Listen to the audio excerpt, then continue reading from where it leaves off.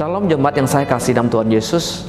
Selamat datang di ibadah live streaming GKI Karawaci.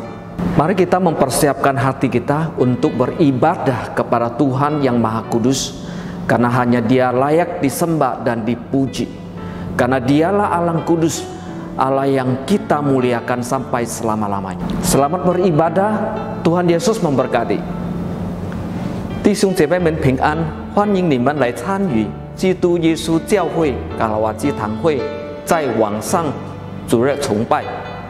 我们来预备心来敬拜他，因为他是圣洁的，是配得我们的敬拜，一切荣耀都归给他。祝大家敬拜快乐，愿上帝赐福你们。 Semangat pagi jemaat sekalian. Kita sungguh bersyukur di pagi hari ini kita diberikan kesempatan sekali lagi bisa datang beribadah dalam kebaktian umum di GKI Karawaci ini. Saya berharap kita semua dalam keadaan sehat ya, dan berkat Tuhan selalu melimpah atas kita. Mari Bapak Ibu sekalian, kita akan bersama-sama masuk dalam ibadah kita. Saya undang kita semua untuk bangkit berdiri. Kita akan masuk dalam saat teduh untuk mempersiapkan hati pikiran kita untuk beribadah pada Tuhan.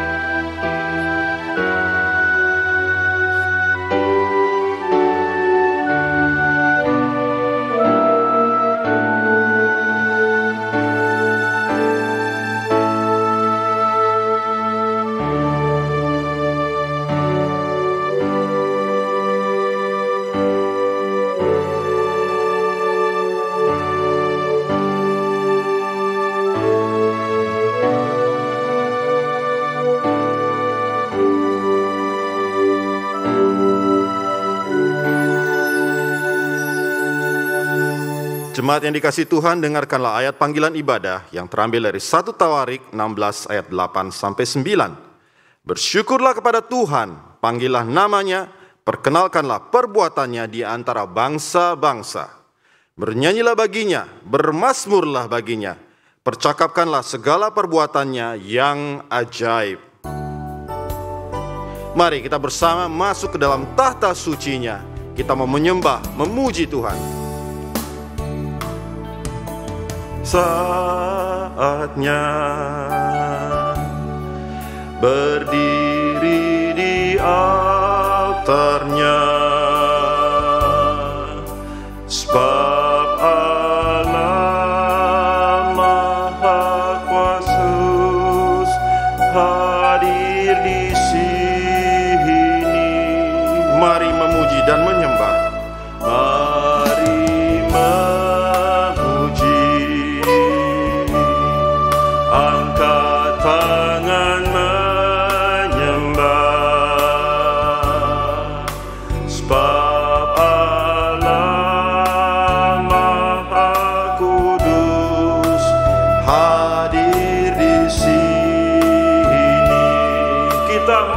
Tahta sucinya kita masuk, tahta sucinya bersama para malaikat menyembah.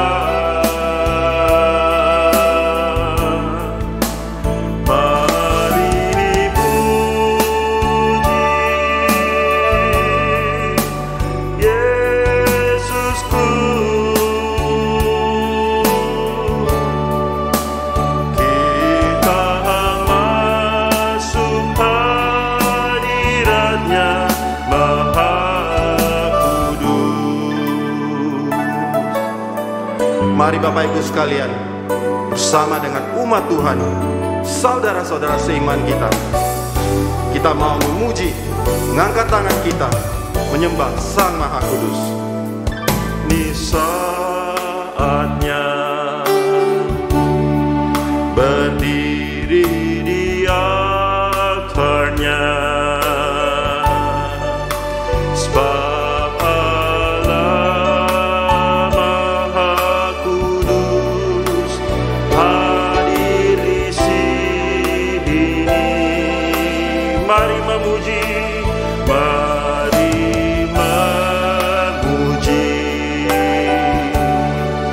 angkat tangan menyembah, sebab Allah Maha Kudus hadir di sini.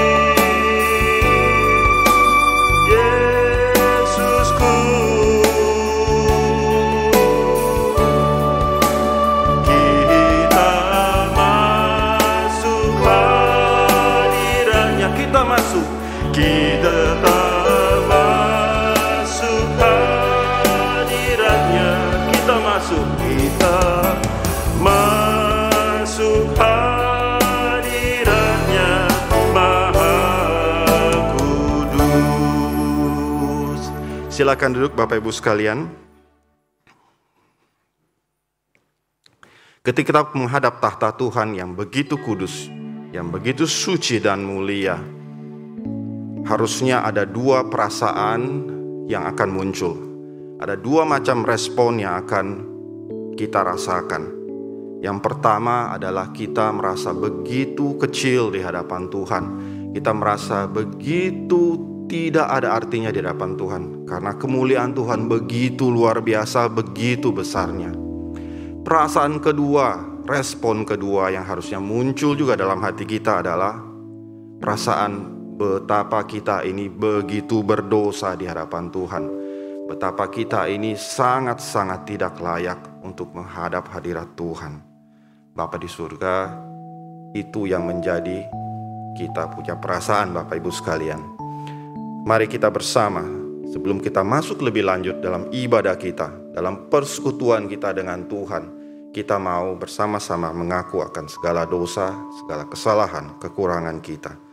Nyanyian pengakuan dosa, oh Tuhan, sucikan hatiku, akan menjadi pengantar kita untuk mengaku dosa-dosa kita.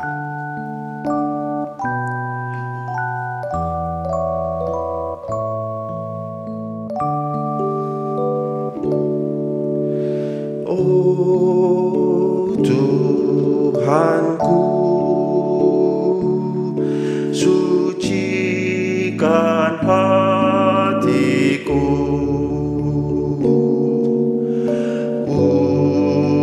ujilah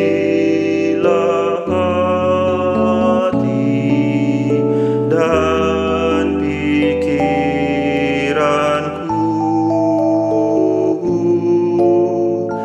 di hatiku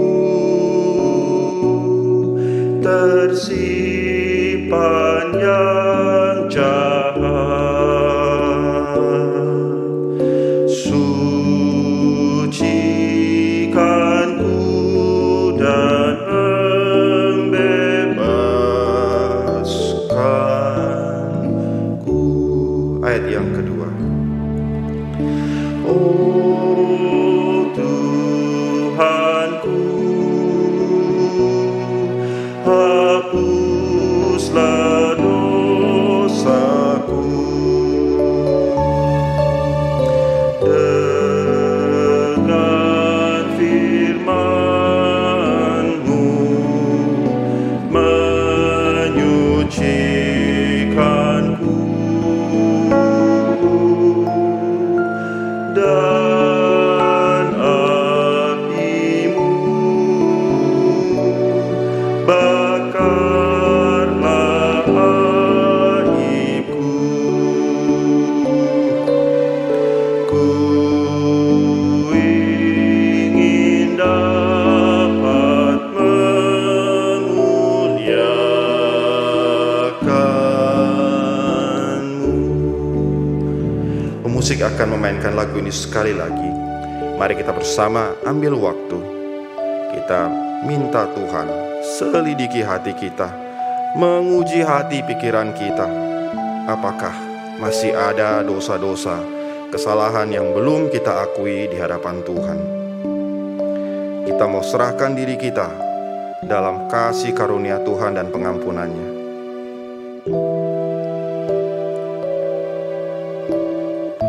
Mazmur 139 ayat 23 dan 24 berkata, "Selidikilah aku ya Allah dan kenalah hatiku. Ujilah aku dan kenalah pikiran-pikiranku. Lihatlah apakah jalanku serong dan tuntunlah aku di jalan yang kekal." Mari Bapak Ibu sekalian, saya undang untuk bangkit berdiri. Kita akan nyanyikan bait yang ketiga.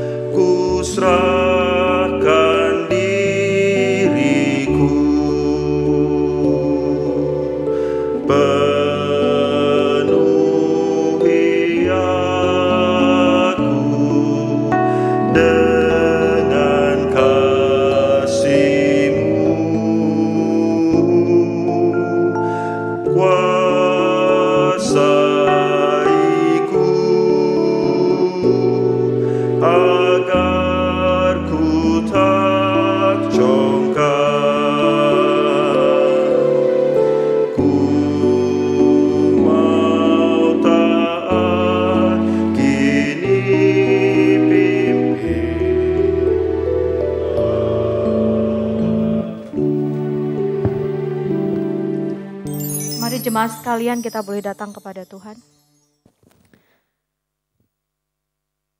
Allah Bapa kami yang bertahta di kerajaan surga yang mulia dan kudus. Kami bersyukur ya Tuhan kalau kami dapat bangun pagi, diberikan nafas kehidupan, sehingga kami boleh beribadah. Sekalipun banyak di antara kami yang belum bisa bertemu di gereja untuk bersama-sama, tapi kami bersyukur untuk kesempatan ini. Kami juga bersyukur ya Tuhan karena kami dilayakkan untuk datang ke hadirat-Mu, untuk mengaku segala dosa dan celah kami. Kami menyadari Tuhan, sebagai murid-Mu, kami seringkali gagal melakukan kehendak Tuhan. Sebagai murid-Mu, kami seringkali tidak selalu taat melakukan amanat agung. Entah karena kesibukan kami, takut tertolak, atau hal-hal yang lain yang menjadi penghambat kami untuk memberitakan Injil Tuhan. Kami juga menyadari ya Tuhan, tidak selalu kami bisa menjadi saksi-Mu di tempat kerja, di keluarga, dimanapun kami berada, yang itu menghambat orang mengenal Injil Tuhan. Oleh sebab itu ya Tuhan, kami mengaku dosa, kesalahan kami. Kasihanilah kami ya Allah. Tahirkanlah kami, sucikanlah segala dosa dan pelanggaran kami, baik secara pikiran atau perbuatan kami yang tidak layak di hadapan-Mu. Dan biarlah kasih setia Tuhan yang sudah mengampuni kami, memampukan kami untuk kembali ke jalan Tuhan, melakukan amanat agung Tuhan, melakukan hidup sebagai murid Kristus yang seharusnya. Mampukan kami melakukan kehendak-Mu untuk melakukan amanat agung-Mu. Terima kasih untuk pengampunan dosa yang Engkau berikan. Kami bersyukur karena Tuhan Yesus Kristus, Sang Perantara kami dan Tuhan kami berdoa. Amin.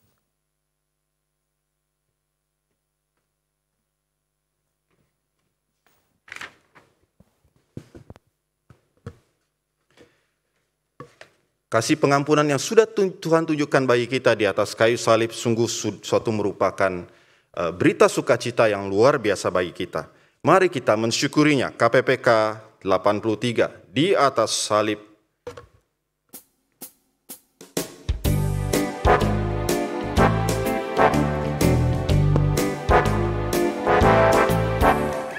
Di atas salib di Kalvari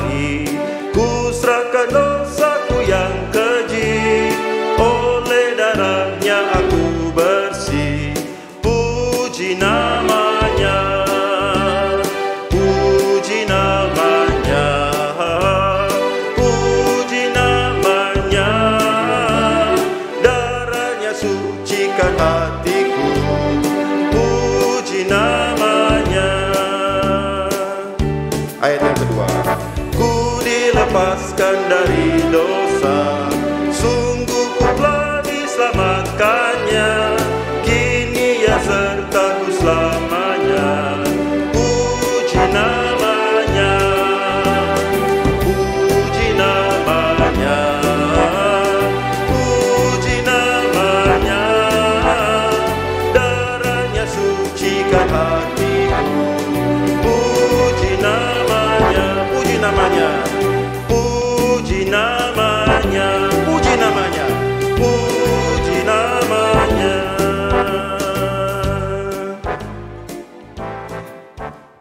Mari jemaat sekalian, kita akan bersama-sama dengan umat Tuhan dari segala abad dan tempat mengikrarkan pengakuan iman kita. Pengakuan iman rasuli. Aku percaya kepada Allah, Bapa yang Maha Kuasa, Khalik langit dan bumi, dan kepada Yesus Kristus, anaknya yang tunggal Tuhan kita, yang dikandung daripada Roh Kudus, lahir dari anak darah Maria, yang menderita sengsara di bawah pemerintahan Pontius Pilatus, disalibkan, mati dan dikuburkan, turun ke dalam kerajaan maut. Pada hari yang ketiga, bangkit pula dari antara orang mati, naik ke surga, duduk di sebelah kanan Allah, Bapa yang Maha Kuasa.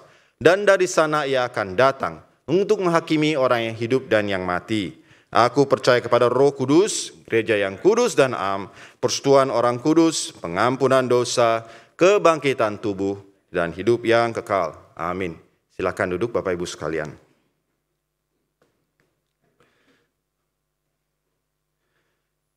Pengampunan dosa yang tadi sudah kita terima dari Tuhan, selain kita perlu sikapi dengan ucapan syukur dan sukacita, juga kita perlu sikapi dengan suatu tindakan yang nyata.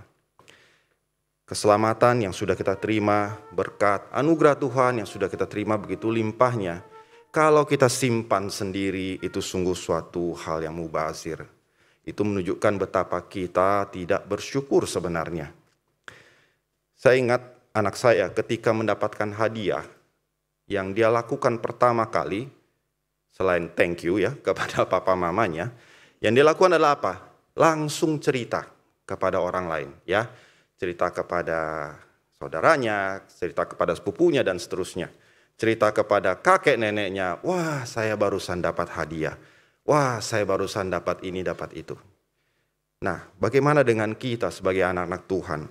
Ketika kita menerima anugerah keselamatan dari Tuhan, apakah kita sudah menceritakan kabar baik ini kepada orang lain? Mengapa? Karena dunia ini memerlukan Tuhan. Semua perlu keselamatan dari Tuhan. Firman Tuhan kali ini akan dibawakan oleh Pendeta Budianto Lim. Akan kembali mengingatkan kita akan kebenaran ini. Betapa dunia ini membutuhkan Kristus. Dunia butuh keselamatan dari Tuhan. Mari kita siapkan hati kita untuk mendengarkan firman-Nya. Kita naikkan sebuah lagu, Semua Perlu Tuhan.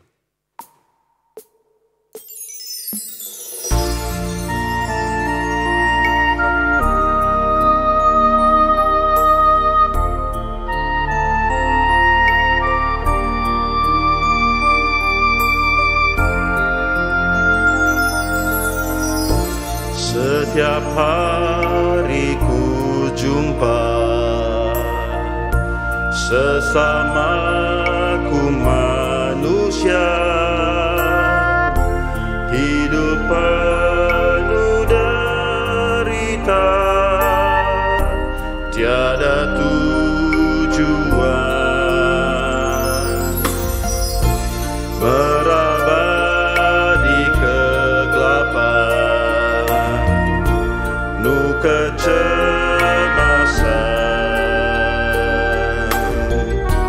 Hanya Yesus yang dengar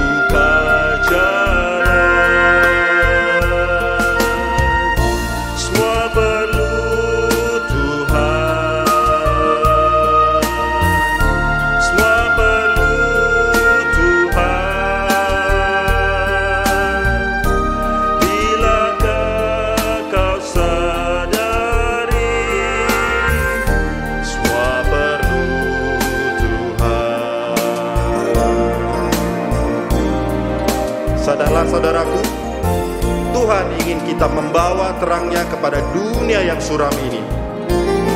Mari kita kabarkan kasih-Nya, karena satu jiwa yang diselamatkan sungguh tidak ternilai.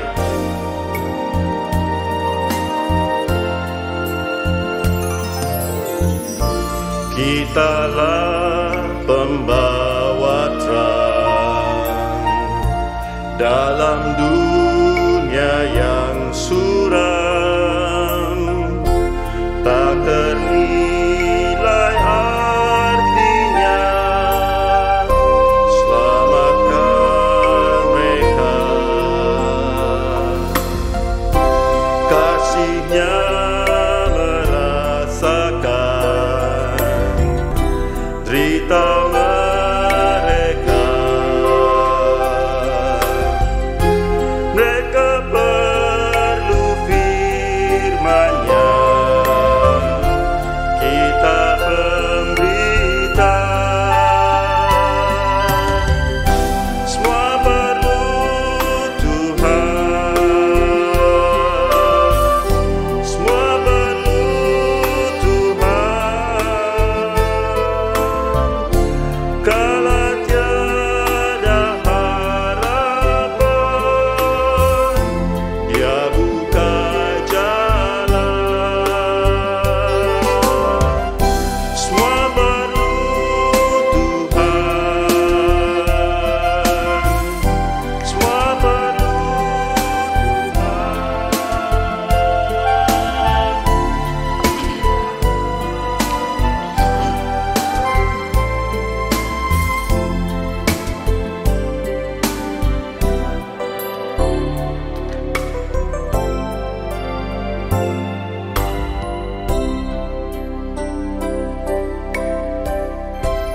Selamat pagi, jemaat yang dikasihi oleh Tuhan Yesus Kristus.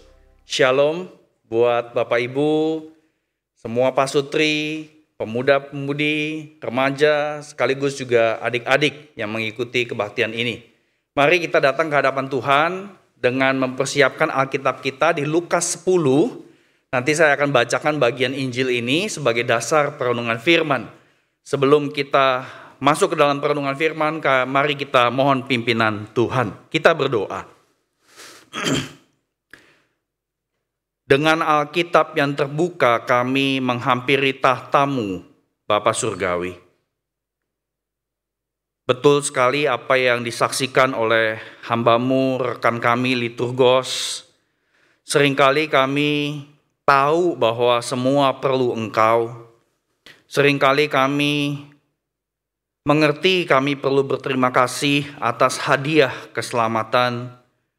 Namun di dalam keseharian kami di negeri ini, kami dihimpit dengan banyak sekali keragaman yang seringkali kami sulit mengelolanya. Dan seringkali kami juga lupa bahwa kami ini orang Kristen. Sehingga kami lupa menceritakan akan hadiah yang kami terima, yaitu hadiah di mana kami direngut dari lubang kubur, diangkat, dihidupkan, karena Engkau ya Tuhan Yesus Kristus adalah Tuhan yang bangkit dari kubur, mengalahkan kematian dan hidup, bahkan naik ke surga untuk hidup selama-lamanya. Oleh karena itu kami mohon dengan segala kerendahan hati, kiranya Engkau berkenan memberikan kekuatan dan pertolongan, supaya segala sesuatu yang Kau mau ucapkan melalui hamba-Mu ini, melalui firman-Mu, boleh kami terima dengan hati yang lembut. Dan kami berdoa kiranya Roh Kudus-Mu yang boleh menolong kami untuk dapat menangkap, bukan cuma mengerti, tetapi betul-betul mengaitkannya dengan kehidupan kami setiap hari, sehingga kami bukan sekedar menjadi orang Kristen dengan label dan KTP Kristen, tetapi kami betul-betul menghidupi apa yang kami terima, dan kami berani karena kuasa itu diberikan kepada kami untuk menceritakan, membagikan, untuk dapat menyaksikan bahwa hadiah ini, hadiah keselamatan adalah hadiah yang tidak bisa dibayar dengan apapun. Tuhan, dengar seru doa kami. Kiranya Engkau satukan umat-Mu, baik sebagai keluarga, ataupun sebagai keluarga-keluarga yang tergabung di dalam jaringan internet. Sehingga engkau yang tidak dibatasi oleh ruang dan waktu dan media, engkau tetap menyatukan jemaatmu ini untuk dapat menerima firman dan melakukannya. Dengar seru doa kami yang kami panjatkan di dalam nama Tuhan Yesus Kristus. Amin. Bapak Ibu Saudara yang terkasih, mendapatkan tema penginjilan yang efektif di dalam minggu ini, dan kita sudah sampai di ujung PPKM yang dilonggarkan gitu ya. Ketika saya mendapatkan tema ini, saya sangat bersyukur sekali. Paling tidak saya tidak selalu bicara mengenai ibadah, ya, karena biasa ya, kalau dosen dari STT udah dicap konseling, ya udah ngomongin konseling, ibadah, misi dan sebagainya. Nah, saya bersyukur mendapatkan tema seperti ini. Kenapa? Karena saya memandang kebaktian setiap minggu sesungguhnya merupakan kesempatan untuk menyaksikan Injil Tuhan Yesus Kristus. Jadi tetap aja ada sambungannya sama ibadah, Bapak Ibu Saudara yang terkasih, ya. Nah, tentu kata efektif, penginjilan yang efektif ya. Efektif di sini kita perlu mengerti dengan sederhana lah, ya. Jadi efektif itu artinya adalah ada efek, ada dampak, tepat guna sesuai dengan konteks di mana kita berada. Jadi kita mau dengan sederhana mengatakan penginjilan yang efektif merupakan proses menyaksikan Injil yang menunjukkan ada dampak buat orang yang mendengar, ada efeknya. Prosesnya tepat guna bagi konteks manusia yang beragam dari sisi pendidikan, usia, taraf ekonomi, profesi, dan sebagainya. Nah, Bapak Ibu Saudara yang terkasih, adik-adik remaja, pemuda, dan juga anak-anak, saya pernah hidup sebagai bukan orang Kristen. Nah, kalau ada di tengah-tengah saudari yang sudah ke GKI Karawaci, tapi sebenarnya masih ragu gitu ya. Dan Anda belum berani bilang saya Kristen. Bahkan Anda belum berani itu ikutan katekisasi, pengen dibaptis, belum sampai sejauh itu. Tetapi Anda sudah ke gereja. Mungkin beberapa hal ini pernah Anda alami. Saudara merasa orang Kristen itu kayak suka maksain orang pindah agama. Maksain orang buat baptis. Orang lagi sakit, yang diminta sembuh, disuruh percaya Yesus. Ya, orang sakit didoain sih pasti seneng ya. Tapi kok mendoakan seperti ada udang di balik bakwan, yaitu supaya dapat jiwa, anggota gereja nambah. Nah, yang seringkali bikin perasaan kita yang belum Kristen kurang enak ya, perasaannya kurang enak adalah orang Kristen itu kadang kan ada yang bersemangat banget gitu ya. Kayak apa, militan banget gitu loh. Pokoknya segala cara dia pakai untuk ngajakin orang ke gereja, ngajakin orang percaya Yesus dan sebagainya. Nah, tapi yang paling ngeselin tuh mungkin yang satu ini. Waktu ketemu orang Kristen yang merasa moralitasnya tuh lebih benar, lebih bagus ya daripada yang lain. Nah, ini kelihatan waktu ngobrol ya, matanya, gerak-geriknya, kemudian kata-katanya menghakimi banget, judging banget. Padahal kita tahu kan, orang Kristen kan juga banyak yang bercerai. Anaknya rusak. Sesama Kristen masuk pengadilan, berantem. Anak sama bapak, sama-sama pendeta, ributin warisan sama aset. Udah gitu kita tahu gereja tuh sering banget pecah. Ya udah gitu soalnya terasi, bahkan meski banyak loh orang Kristen yang rasis. Nah, yang sedih lagi banyak juga tokoh Kristen dunia yang ketahuan lakukan pelecehan seksual. Padahal dia pemimpin Kristen yang udah terkenal banget. Ya, udah gitu korupsi dan sebagainya. Nah, mungkin saudara-saudari pernah hadapi hal-hal seperti ini. Atau mungkin juga Anda pernah berinteraksi dengan tetangga, dengan teman kantor, rekan bisnis, Kristen. Tapi lah kok gayanya kok gitu ya? Gitu loh. Nah, Bapak Ibu saya terkasih, itu saya sebelum saya Kristen, saya ya menemukan pertanyaan-pertanyaan dan bertanyalah seperti itu ya. Nah, kemudian somehow Tuhan tangkap saya diberikan anugerah keselamatan dan saya perlahan-lahan belajar dan bertumbuh.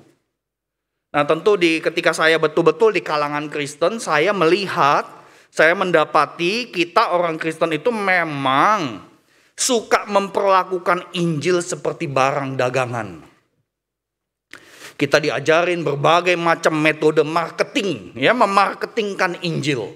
Mulai dari 4 hukum spiritual dari kampus crusade, ataupun evangelism explosion. Dan yang lain-lain tentunya. Nah, saya juga mendapati banyak orang Kristen yang merasa tidak punya karunia menginjili. Betul gak?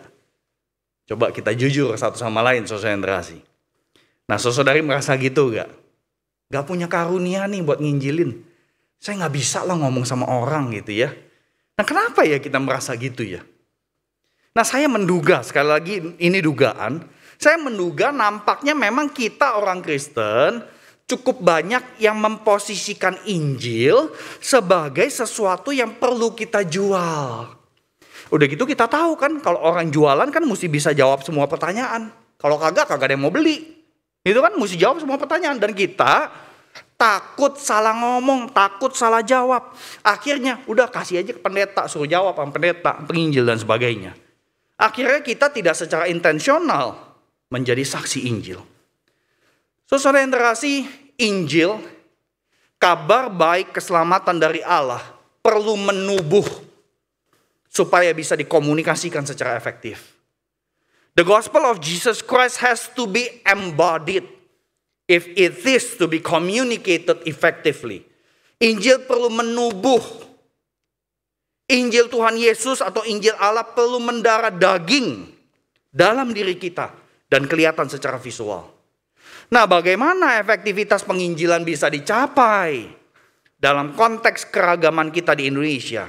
Itulah dasar daripada Lukas 10 ayat 1 sampai 20. Saya akan bacakan bagian per bagian sambil saya mengajak kita merenungkan perbagian tersebut ya. Nah, yang pertama di ayat 1 sampai 3, Lukas 10. Demikian firman Tuhan. Kemudian daripada itu Tuhan menunjukkan 70 murid yang lain. Lalu mengutus mereka berdua-berdua mendahuluinya ke setiap kota dan tempat yang hendak dikunjunginya. Kata Yesus kepada mereka, tuaian memang banyak, tetapi pekerja itu sedikit.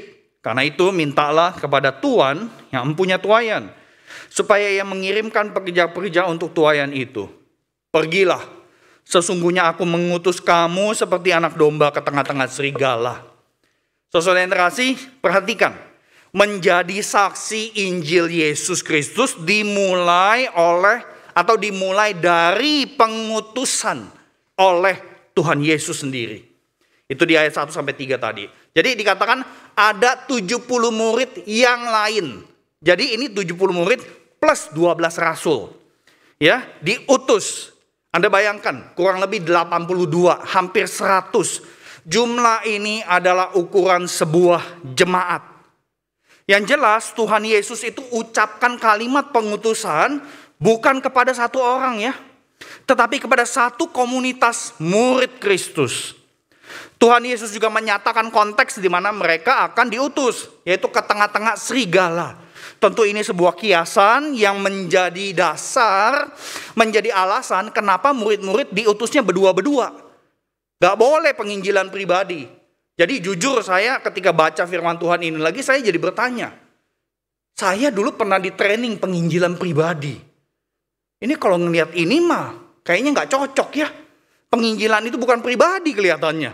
Tapi berdua-berdua karena konteksnya di tengah-tengah serigala. Gak ada yang tahan, gak ada yang kuat. Nah, penginjilan efektif, saudara yang terkasih, berarti dimulai dari pengutusan oleh Allah dan bukan perjuangan pribadi atau individual. Oleh karena pengutusan ini bukan untuk individual, maka konteks terbaik terjadinya pengutusan adalah setiap kebaktian minggu. Itu yang saya katakan bahwa pengutusan, penginjilan efektif itu nyambung sama apa yang kita lakukan setiap minggu. Dengan kata lain apa? Dengan kata lain, rancangan kebaktian perlu mendapat perhatian lebih seksama. Supaya pengutusan di bagian akhir kebaktian tidak disamain dengan udah selesai, pulang yuk. Ya. Nah Bapak Ibu saya terkasih, kalau kita mau jujur ya, kalau kita mau jujur nih. Dari rangkaian kebaktian gereja Protestan ataupun gereja-gereja denominasi lain ya, mirip-mirip nih. Porsi yang paling banyak kalau Protestan adalah waktu khotbah. Porsi kedua yang paling banyak adalah bagian depan kebaktian. Tadi kita kurang lebih 20 menit. Ngemuji Tuhan paling banyak. Doa. Momen kebaktian ketiga yang cukup panjang adalah setelah khotbah. Ya, persembahan. Kalau dulu ada gereja yang pakai pengumuman dan sebagainya. Doa syafaat dan seterusnya. Yang terakhir baru pengutusan. Isinya pendek banget, minim banget. Udah gitu lakukannya cepet-cepet ya. Lalu yang kita rasain bukan kayak diutus. Tapi yang kita rasain, kita lega. Akhirnya selesai juga kebaktian. Nah, betul gak sih saudara generasi kalau kita mau jujur? Bagian pengutusan itu paling cepat kita kerjain. Ya, karena kita udah mau pulang. Ya apalagi sekarang, kita nggak bisa rame-rame di gereja. Nah Bapak Ibu saudara kasih, akibatnya apa? Akibatnya mayoritas kita yang kerja besok Senin atau sekolah dari rumah masih ya, atau ke pasar dan lain-lain, kita tidak terlalu merasa konteks tersebut sebagai konteks di mana kita perlu bersaksi. Di samping itu kita tidak dapat empowerment yang bersumber dari pengutusan Allah sendiri.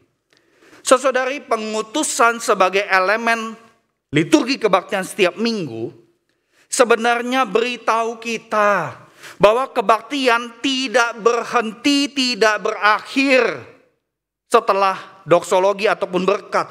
Tetapi kebaktian itu dilanjutkan dengan hidup berbakti dan hidup bersaksi di tengah konteks kita masing-masing. Yang disebut Tuhan Yesus sebagai di tengah-tengah serigala. Artinya apa? Artinya pengutusan dalam kebaktian ibarat jembatan yang mengantar kita masuk ke dalam kehidupan.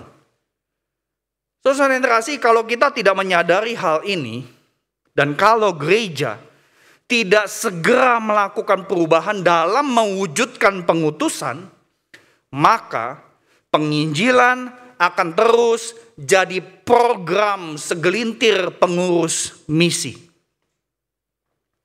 Nah, pengutusan bagi kita murid Kristus perlu terjadi setiap minggu. Karena di dalam pengutusan terkandung penyertaan dan kuasa Allah.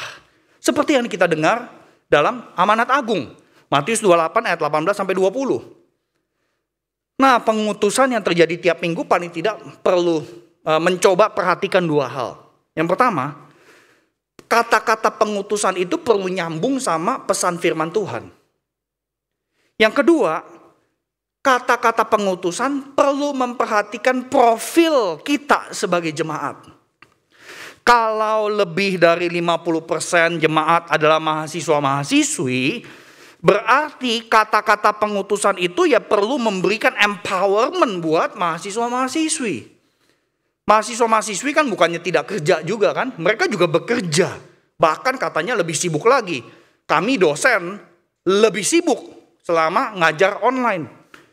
Nah, kalau jemaatnya itu lebih dari 70% adalah pekerja profesional dari berbagai macam industri, maka pengutusan perlu peka dengan profesi kerja yang beragam. Kalau jemaatnya mayoritas pasutri muda lebih dari 60%, maka pengutusan kalimatnya itu perlu empower kehidupan berkeluarga. Nah, saudara yang terkasih, kalau kita mau mewujudkan penginjilan yang efektif, pengutusan oleh Allah melalui kebaktian minggu perlu dirancang dengan konsisten dan kontekstual. Hanya dengan pengutusan demikian, barulah kita bisa mengatakan kita bersaksi secara efektif. Dan kita bisa melangkah ke tahap selanjutnya. Nah, kalau kita perhatikan firman Tuhan ini sama seperti yang terjadi pada murid ya. Setelah diutus oleh Tuhan Yesus, ayat 4-7, para murid berangkat. Nah, kita saksikan ayat 4. Janganlah membawa pundi-pundi atau bekal atau kasut, dan janganlah memberi salam kepada siapapun selama dalam perjalanan. Kalau kamu memasuki rumah, katakanlah lebih dahulu, damai sejahtera bagi rumah ini. Dan jikalau di situ ada orang yang layak menerima damai sejahtera, maka salammu itu akan tinggal atasnya. Tetapi jika tidak, salammu itu kembali kepadamu.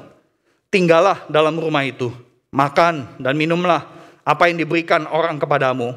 Sebab seorang pekerja patut mendapat upahnya. Janganlah berpindah-pindah rumah. Nah, saudara yang terkasih, penginjilan efektif terjadi ketika kita menjadi agen shalom bagi rumah tangga lain. Dalam budaya Yahudi, apa yang diucapkan Tuhan Yesus ayat 4-7 ini adalah tercakup di dalam budaya hospitality, ya. Jadi mereka itu menerima tamu, menjamu mereka dengan tulus, itu adalah sebuah sukacita. Kalau tidak punya hati dan mindset sebagai agen shalom, maka hospitality itu menjadi sebuah kepura-puraan, ya. Nah, para murid ini diajarkan Tuhan Yesus untuk menyatakan shalom kepada rumah tangga yang dikunjungi. Nah, budaya seperti ini dicatat juga di Ibrani 13 ayat 2. Dikatakan, jangan kamu lupa memberikan tumpangan kepada orang, sebab dengan memberikan tumpangan, beberapa orang yang tidak diketahuinya telah menjamu malaikat-malaikat. Ya, jadi ada aspek supranatural juga di dalam pelayanan hospitality.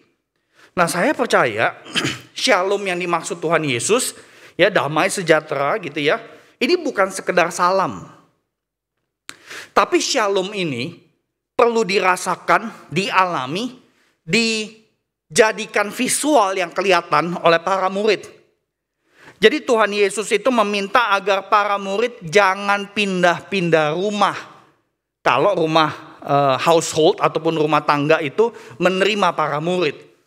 Kalau nggak pindah-pindah, ya kita nggak tahu ya berapa hari di sini tinggal dan sebagainya gitu ya. Kalau nggak pindah-pindah, berarti akan terjadi interaksi, ngobrol, tukar pikiran dengan tuan rumah. Secara praktis, saudara yang terkasih, saya kira kita bisa mewujudkan peran sebagai agen shalom lewat dua hal. Yang pertama, bertamu kalau diterima, tetapi yang paling gampang sebenarnya menjamu tamu, ya. Nah, ini PPKM udah mau selesai nih, ya. Mungkin perlu dipikirkan menjamu tamu. Nah, ini yang saya kangenin, ya, setelah pulang ke Jakarta. Karena kalau dulu di Singapura itu kami sering undang teman-teman gereja maupun teman-teman yang lain untuk datang aja ke rumah, makan, ngobrol, bangun relasi, dan tentu supaya istri saya masakin makanan buat saya juga, Bapak Ibu saudara terkasih. Jadi nggak beli melulu ya. Nah, hospitality kita bisa dipakai Roh Kudus membawa damai sejahtera bagi rumah tangga lain. Sebenarnya kita bisa menemukan ini kesempatannya cukup banyak ya di dalam konteks kita. Nah, kalau di Singapura konteksnya itu Natal. Ya, Natal dijadiin satu konteks untuk menjamu tamu. Karena memang ada satu asosiasi penginjilan, badan misi gitu ya. Billy Graham Evangelistic Association mendorong keluarga Kristen untuk buka rumahnya dan kemudian ajak tetangga makan, nonton film, berelasi, ngobrol-ngobrol, chit-chat dan sebagainya. Harapannya adalah supaya terjadi percakapan yang kemudian bisa masuk ke area iman Kristiani tanpa memaksakan. Jadi badan misi ini kemudian kasih panduan, ya, kayak semacam training untuk memperlengkapi orang Kristen di berbagai gereja yang bergabung dengan program tersebut. Dan saya pikir hal ini bisa dilakukan oleh teman-teman di GKI Karawaci ya. Keluarga Kristen GKI Karawaci, bukalah rumah Anda. Be hospitable dengan tetangga atau mahasiswa-mahasiswi yang saya tahu juga banyak di jemaat ini yang tidak ada keluarga di Karawaci. Undang mereka, jamu mereka dengan hati yang dipenuhi shalom dari Allah sehingga peran agen shalom itu menubuh gitu ya, dikonkretkan. Nah, penginjilan efektif di negara kita itu makin susah menggunakan cara-cara lama seperti KKR. Ya, cara KKR itu cara yang sudah Tuhan pakai ya beberapa dekade yang lalu. Sekarang makin setengah mati. Penginjilan efektif bisa terjadi lewat percakapan melalui jamuan sederhana. Dan saya kira ini tidak terbatas untuk para keluarga Kristen. Teman-teman mahasiswa-mahasiswi juga boleh, bahkan bisa. Buka aja kos-kosan. Ya, gak usah malu kamarnya cuma segitu. Tapi perlu malu kalau kamarnya berantakan banget kayak kapal pecah. Saudara yang terkasih. Nah, undang temen yang belum percaya atau masih ragu gitu ya. Atau nih temen sering nanya-nanya terus mengenai kekristenan. Undang dia, ya hang out dengan cara yang sehat. Ajak nonton film kek, ya film Marvel gitu ya. Film Marvel itu kan poinnya adalah kerja bersama-sama, rame-rame, ya kerja sama-sama aja kalah sama Thanos gitu kan. Tetapi kerja sama-sama tetap aja balik lagi jadi menang dan sebagainya. Ajak nonton film mengenai tanah Israel dengan berbagai arkeologi yang diketemukan saudara yang terkasih terkait iman Kristen. Kita punya banyak sekali fasilitas di zaman ini sebagai bahan pemicu obrolan. Ya, kita ngomongin aja film, kita ngomongin aja musik, banyak sekali saudara yang terkasih. Nah, bagi saya mencoba hal ini dengan cara biasalah gabungan grup sepeda di komplek rumah yang mayoritas memang non-Kristen. Cuma memang susahnya kagak tahannya adalah lihat sepeda orang bagus-bagus, jadi kepengen melulu saudara yang terkasih. Ya, saya kaget banget sepeda road bike harganya bisa 100 juta, 150 juta, ampun. Kalau beli yang cuma 15 juta, ngejar teman-teman di depan setengah mati, gitu kan. Tapi intinya saudara kasih, Anda tangkap, ya. Gereja tentu bisa memberikan perlengkapan, ya perlengkapan bagaimana sih cara memulai percakapan rohani. Bagaimana mendengar dengan teliti, bagaimana menangkap hal-hal spiritual yang terucap oleh orang lain, bagaimana mengklarifikasi konsep rohani seseorang. Semua ini bisa dilatih. Yang penting adalah kemauan menjadi agen shalom bagi orang lain di sekitar kita. Nah, bagaimana cara jadi agen shalom yang praktis kedua? Yang kedua itu adalah jadilah jawaban doa buat orang lain. Saudara yang terkasih, kita tahu shalom itu sumbernya dari Tuhan Allah yang kita sembah. Dan kita juga tahu realita hidup tiap hari ini susah ya. Teman-teman kita, tetangga kita, kolega kantor, sesama di sekitar kita, semuanya punya keinginan, kebutuhan, dan kesusahan. Bayangkan, betapa ia akan bersyukur ketika saudara dan saya melakukan sesuatu yang ternyata itu menjawab harapan dia. Nah, saudara yang terkasih, bagaimana saudara lakukan ini dengan sederhana? Simple sebenarnya. Saya percaya di Karawaci banyak dari kita mungkin jogging, mungkin jalan di luar untuk olahraga dan sebagainya. Mulailah dengan berdoa ketika Anda sedang jalan di kompleks rumah atau di daerah kos-kosan. Jangan jadi orang Kristen yang acuh sama lingkungan sekitar. Jadilah orang Kristen yang ramah. Kalau senyum ya senyum duluan. Kalau senyum ya susah. Kalau senyum ada masker susah juga ya. Gimana taunya orang senyum dari alis mata, ya susah juga gitu ya. Tapi intinya jangan jadi orang Kristen yang cuek gitu loh ya. Jadi orang Kristen yang menyapa orang lain duluan, nundukin kepala duluan, udah gitu sambil doain mereka dalam hati. Penginjilan efektif itu adalah menyaksikan Injil tanpa memaksa opini dan kehendak kita. Jadi agen shalom di lingkungan yang dekat dengan rumah tangga kita, kesempatannya banyak buat kita yang tinggal di Indonesia yang beragam ini. Nah, kemudian saudara yang terkasih, setelah mereka masuk ke rumah, para murid mulai ayat 8 didorong Tuhan Yesus masuk ke kota. Ya, masuk ke kota untuk apa? Lakukan aksi-aksi kerajaan Allah termasuk menyembuhkan. Sekaligus memproklamasikan kerajaan Allah yang sudah dekat. Saya bacakan di ayat 8 sampai 12 demikian. Dan jikalau kamu masuk ke kota, ke dalam sebuah kota dan kamu diterima di situ, makanlah apa yang dihidangkan kepadamu dan sembuhkanlah orang-orang sakit yang ada di situ dan katakanlah kepada mereka, kerajaan Allah sudah dekat padamu. Tetapi jikalau kamu masuk ke dalam sebuah kota dan kamu tidak diterima di situ, pergilah ke jalan-jalan raya kota itu dan serukanlah, juga debu kotamu yang melekat pada kaki kami kebaskan di depanmu. Tetapi ketahuilah ini, kerajaan Allah sudah dekat. Aku berkata kepadamu, pada hari itu Sodom akan lebih ringan tanggungannya daripada kota itu. Jadi Bapak Ibu saudara yang terkasih, Tuhan Yesus tahu persis bahwa menyaksikan Injil itu mungkin saja, bahkan pasti ya ada penolakan saudara yang terkasih. Nah, ada satu, ini poin ketiga yang saya kira juga tidak kalah penting. Penginjilan efektif terjadi ketika kita memiliki dan memelihara relasi dengan kalangan sosial yang lebih luas, ya, yang beda keyakinan. Nah, salah satu data dari Atlas of Global Christianity mencatat sedikit banget jumlah orang Kristen yang punya relasi dengan non-Kristen. Nah, mungkin Anda tidak termasuk di dalamnya, tetapi saya menduga banyak orang Kristen yang sibuk di gereja, akhirnya nggak punya teman di luar gereja. Nah, bisa jadi ya karena kita pengen ngumpulnya ya nyaman sama teman-teman gereja gitu ya. Apalagi kalau dulu sebelum pandemi, kegiatan kesibukan gereja di hari Minggu kan sibuk banget ya. Sebagian daripada kita itu udah kayak kerja di hari Minggu, saudara yang terkasih. Nah, karena orang-orang Kristen tidak banyak interaksi dengan non-Kristen, akhirnya bagaimana mau bersaksi? Nah, semoga Bapak Ibu saudara yang terkasih, GKI Karawaci mempertimbangkan ulang aktivitas gereja setelah gereja dibuka lagi. Ya.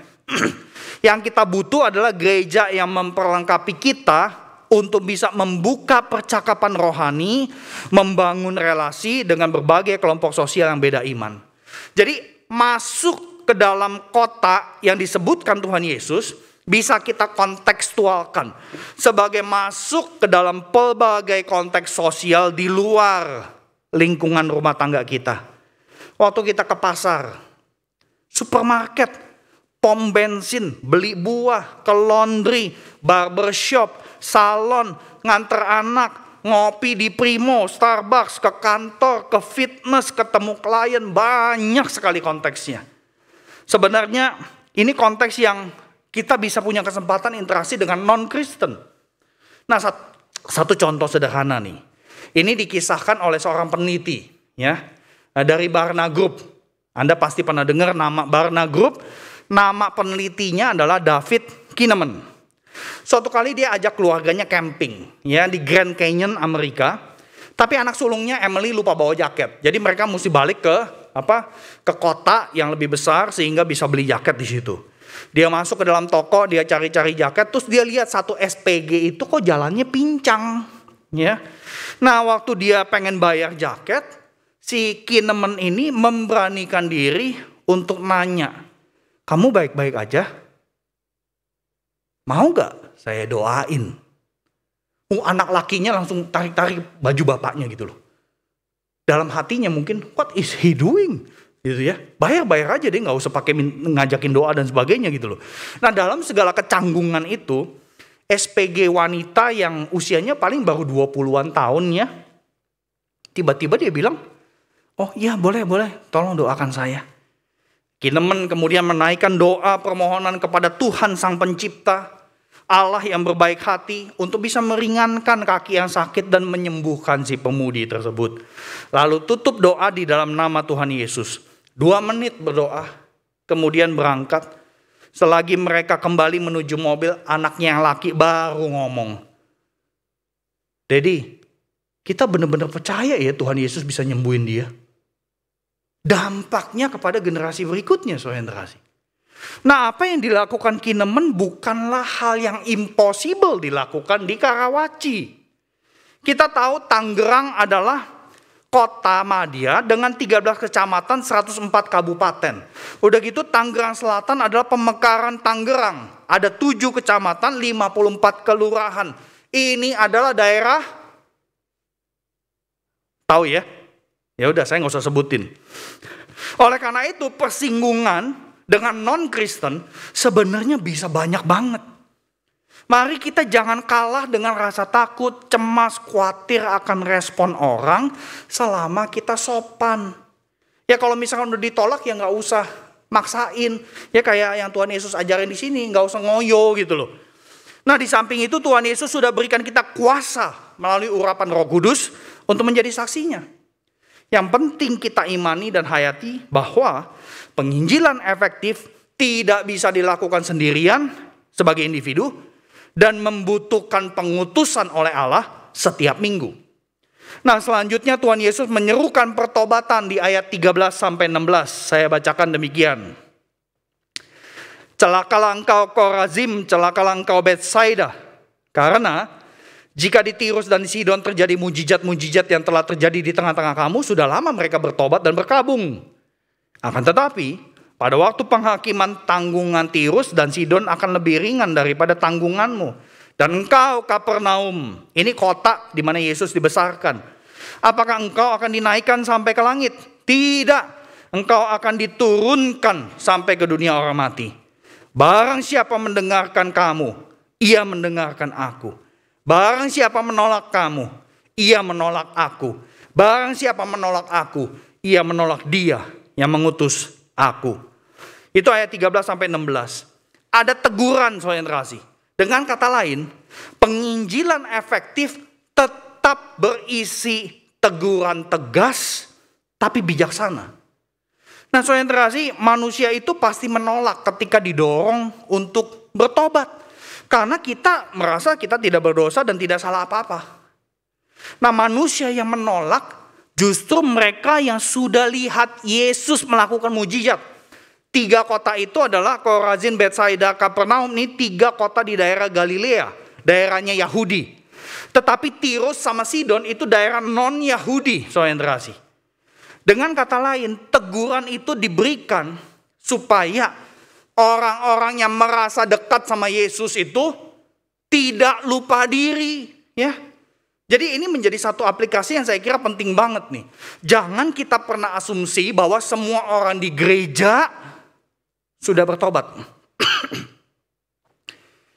Orang yang datang ke gereja setiap minggu belum tentu dia lahir baru.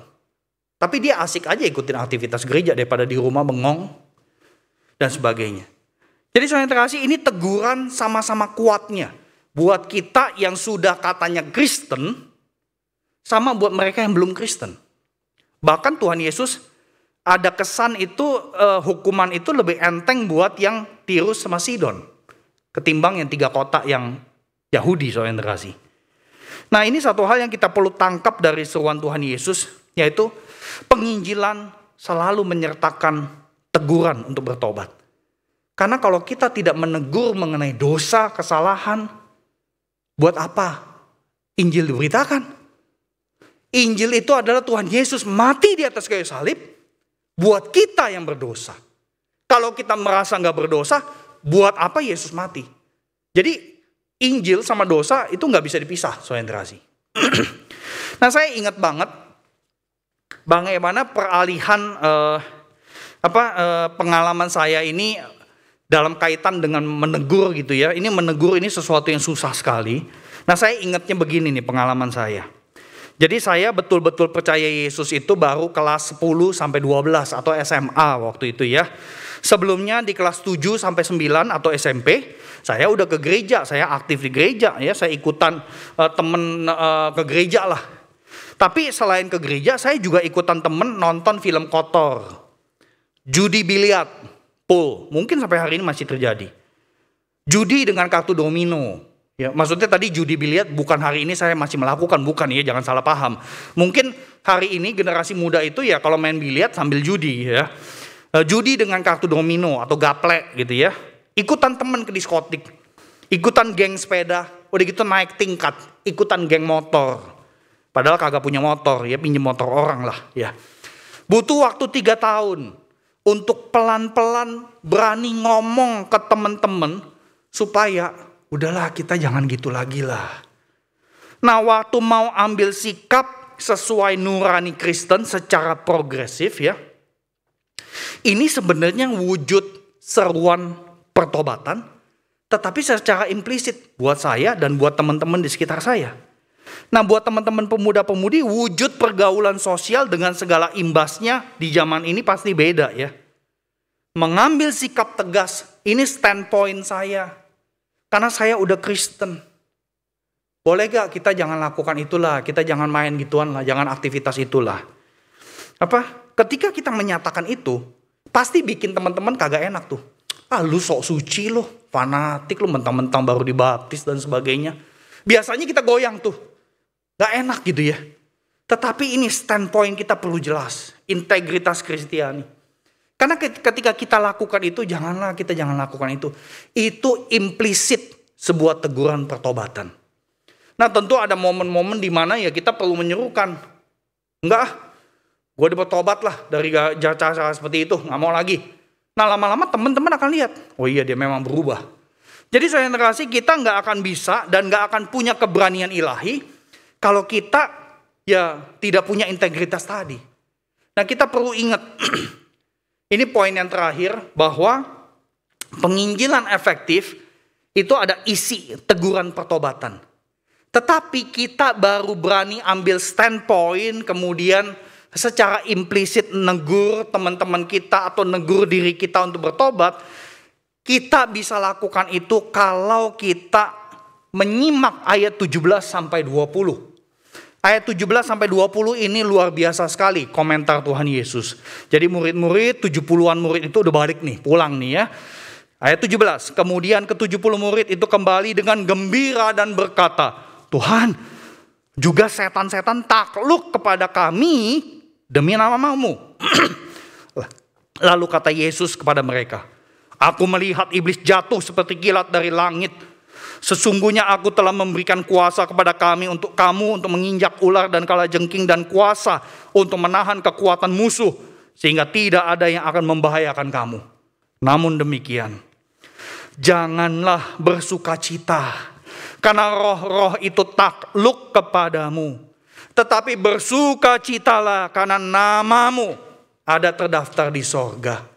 Kita gak bisa menginjili dengan efektif kalau kita sendiri tidak yakin akan jaminan keselamatan di dalam Kristus. Jadi ini poin yang kelima yang terakhir, saudara kasih. Penginjilan efektif baru bisa dilakukan oleh orang-orang Kristen, murid Kristus yang beriman pada jaminan keselamatan dari Allah. Para murid itu pulang bangga dengan mujizat yang mereka lakukan. Tetapi jawab, Tuhan Yesus pun mengkonfirm ya. Tetapi kalimat Tuhan Yesus yang terakhir itu, bersukacita karena namamu ada di surga. Itu sebuah jaminan keselamatan. Kalau kita nggak mantep gitu ya dengan jaminan keselamatan kita, dan kita mau bersaksi, kita tahu penolakan pasti bakal terjadi deh. Bukan if, ya, when. Jadi bakal kejadian, tinggal tunggu waktunya aja. Ketika kita menghadapi penolakan, kita gampang putus harapan kalau kita nggak punya jaminan keselamatan dari Allah. Jadi saudara kasih, penginjilan efektif tidak terjadi kalau kita ragu akan kasih Allah yang menyelamatkan kita.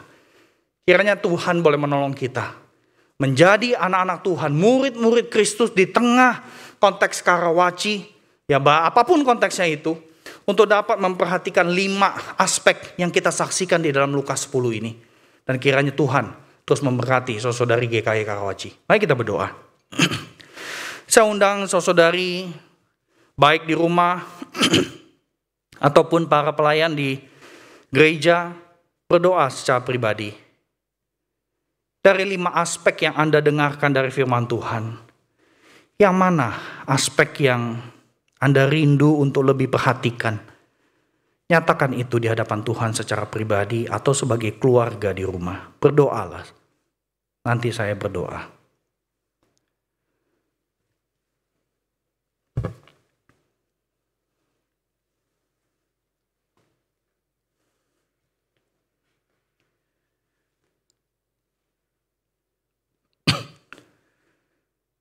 Segala puji, syukur, hormat, kemuliaan kami kembalikan kepadamu ya Allah. Karena Engkau Allah yang sabar menantikan manusia bertobat. Engkau juga Allah yang seperti Bapa terus membuka tangan-Mu kepada kami gereja. Ketika kami melakukan hal-hal yang sebenarnya gak cocok dengan isi hati-Mu mengenai misi dan penginjilan. Bapa, kami mau menjadi seperti anak yang tadi diceritakan oleh rekan kami Liturgos. Menjadi anak yang tahu diri, menjadi anak yang tahu bagaimana bercerita akan kasih-Mu yang luar biasa itu. Dan kiranya ya Tuhan, kami tidak pernah meragukan jaminan keselamatan yang daripada-Mu. Sehingga kami boleh menjadi murid-murid Kristus yang menubuh. Injil itu menubuh dalam hidup kami dan bisa dilihat. Dan Tuhan mampukan kami tidak pernah takut untuk menyatakan teguran pertobatan. Baik itu implisit ataupun eksplisit. Tambahkan hikmat kepada kami untuk membaca situasi dengan tepat. Dan Tuhan tolong setiap kami untuk betul-betul belajar menjadi agen shalom. Dan untuk betul-betul belajar untuk punya interaksi lebih luas dengan konteks non-Kristen. Dan pada akhirnya kami serahkan seluruh gereja ini. Supaya gerejamu di tempat ini terus memperhatikan bagaimana pengutusan boleh terjadi setiap minggu dalam kebaktian. Karena itulah jembatan bagi kami masuk dalam kehidupan. Tuhan Yesus, dengar seru doa kami, sempurnakanlah semuanya. Karena Engkaulah satu-satunya yang sempurna, yang bisa menyempurnakan apa yang kami perjuangkan di bumi saat ini. Terima kasih, dengar seru doa kami, urapi kami dengan kuasa Roh-Mu, sehingga kami boleh melakukan apa yang Kau ajarkan. Di dalam nama Tuhan Yesus kami berdoa dan bersyukur. Amin.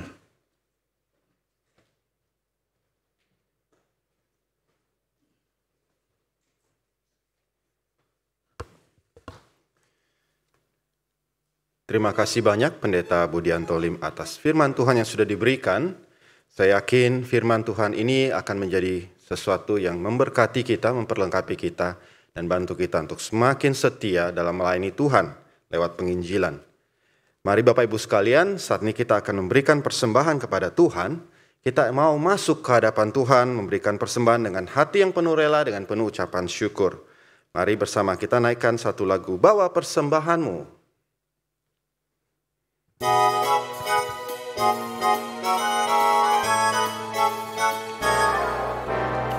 Bawa persembahanmu dalam rumah Tuhan dengan rela hatimu, janganlah jemu.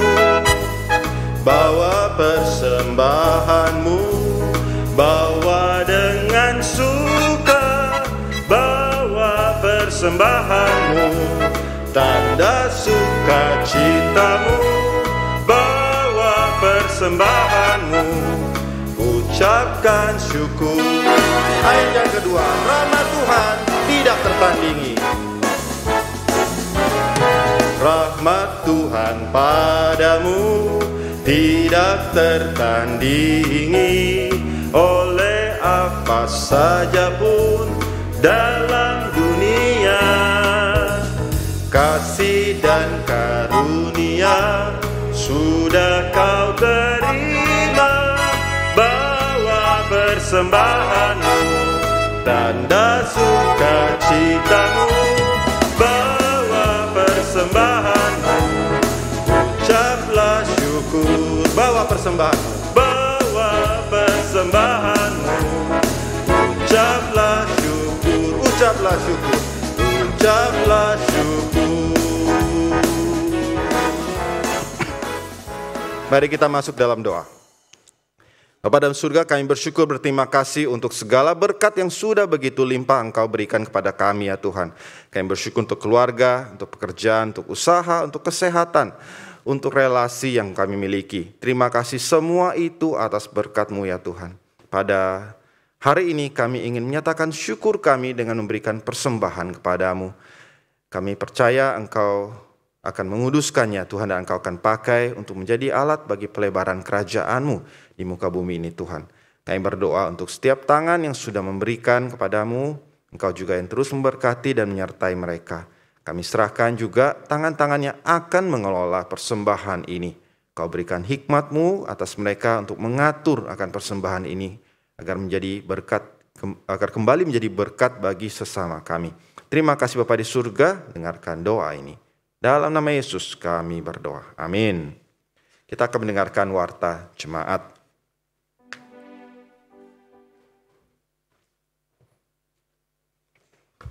Salam sejahtera bagi seluruh jemaat GKI Karawaci, baik yang ada di sini maupun Bapak Ibu yang ada di rumah, yang hari ini bergabung mengikuti kebaktian. Kiranya firman Tuhan pada hari ini, sungguh-sungguh kita bisa menangkap pesan-pesan daripada firman, sehingga kita bisa membawa shalom dalam kehidupan kita, lingkungan di mana kita berada. Terima kasih pada Bapak Pendeta Budian Tolim yang sudah menyampaikan firman Tuhan. Saudara sekalian, ada beberapa hal yang ingin saya sampaikan. Yang pertama, Rabu 15 September mengundang kita semua untuk mengikuti kebaktian doa secara Zoom atau di YouTube ya, secara live streaming.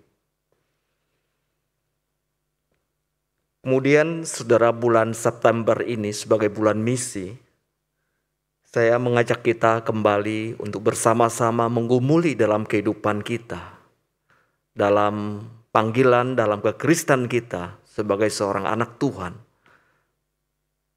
Sebagaimana firman yang sudah kita dengar, bukan hanya saat ini, tapi waktu-waktu lalu. Dan kita sungguh-sungguh melalui hidup kita, supaya Injil bisa diekspresikan, dinyatakan, dirasakan pada orang-orang yang ada di sekitar kita. Tadi dikatakan bahwa Injil perlu menupuk, mendarah daging, artinya menyatu dengan hidup kita. Saudara, kita akan saksikan satu video untuk perjalanan misi yang pernah kita lakukan.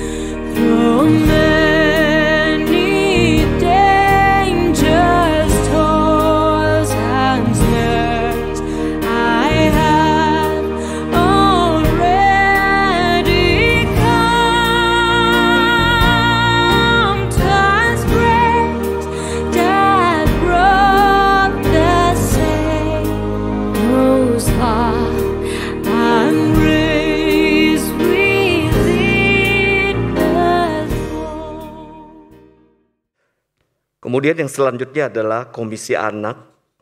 Saudara, mulai minggu ketiga bulan September ini akan diadakan kebaktian sekolah minggu via Zoom jam 9 pagi. Untuk kelas 5, kelas 6, dan kelas 7. Saudara, harap orang tua bisa mendukung, terutama untuk saat-saat ini, mendampingi anak-anak dan memperhatikan kehidupan kerohanian mereka. Dan kita akan saksikan videonya juga, saudara. Halo adik-adik kelas besar, Lause punya pengumuman nih. Mulai bulan September 2021, setiap minggu ketiga, kebaktian sekolah minggu akan dilakukan via Zoom. Nah, jadi kita akan langsung ketemu di Zoom. Kebaktian perdana via Zoom akan dilakukan pada tanggal 19 September 2021. Jangan sampai lupa ya adik-adik. Sampai ketemu, terima kasih.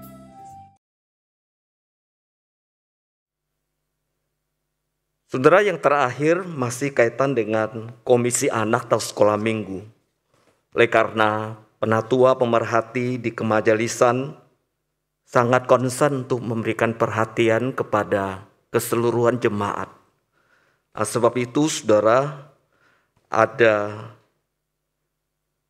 tim pemerhati yang juga bersinergi dengan pemerhati di Komisi Anak.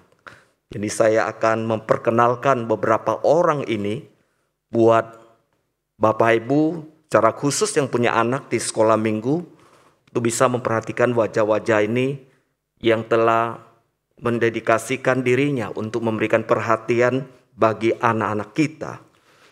Yang pertama adalah di Komisi Anak adalah Yofi, saudara Yofi ya. Kita bersyukur ada Yofi yang konsen untuk memberikan perhatian. Ada saudari kita Andre Fitri, dia juga adalah seorang guru sekolah minggu yang memberikan perhatian. Kemudian ada saudara Anwar, kemudian saudari Haryani. Saudara, masa-masa seperti ini selama pandemi mungkin anak mengalami banyak pergumulan. Mungkin kita tidak tahu apa yang dia alami. Jadi anak membutuhkan sebuah perhatian tentu dari orang tua. Kemudian tim pemerhati ini adalah untuk benar-benar memacu, untuk mendorong supaya anak-anak kita pastikan yang mengalami pergumulan mendapatkan perhatian, supaya tahap dalam pertumbuhan kerohanian mereka bisa berjalan dengan baik. Karena itu saya juga menghimbau untuk seluruh orang tua konsen dan bekerja sama bersinergi supaya pastikan anak-anak kita secara khusus pada saat sekolah minggu atau setiap minggu ada memberikan dia pendampingan. Apabila tim ini menghubungi atau guru-guru sekolah minggu, kami berharap supaya orang tua bisa memberikan kerjasama, memberikan sebuah respon. Karena ini toh juga untuk anak-anak saudara supaya mereka bertumbuh dengan baik. Kiranya Tuhan memberkati saudara. Baik saudara sekalian, saya mengundang kita berdiri.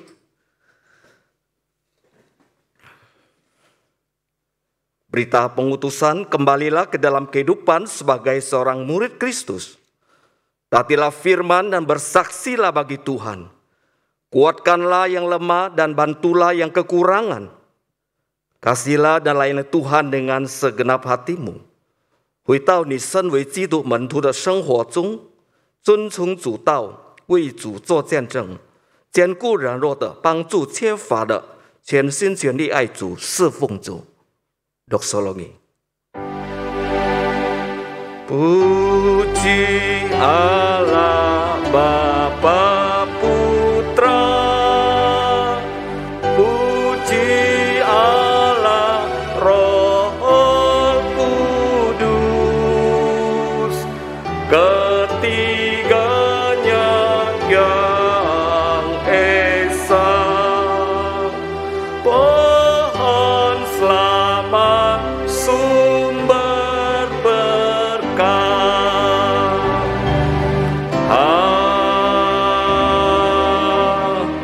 Amin. Mari arahkan hati kita dan terimalah berkat Tuhan. Tuhan memberkati engkau dan melindungi engkau. Tuhan menyinari engkau dengan wajah-Nya dan memberi engkau kasih karunia. Tuhan menghadapkan wajah-Nya kepadamu dan memberi engkau damai sejahtera. Mulai saat ini bahkan sampai selama-lamanya. 愿耶和华赐福给你，保护你；愿耶和华使他的脸光照你，赐恩给你；愿耶和华向你扬脸，赐你平安，从今时直到永永远远。阿门。阿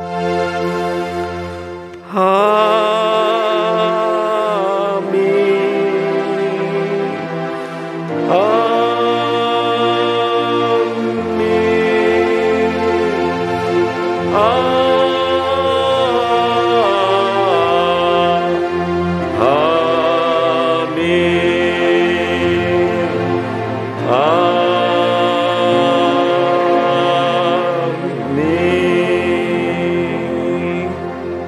Silakan duduk saat teduh.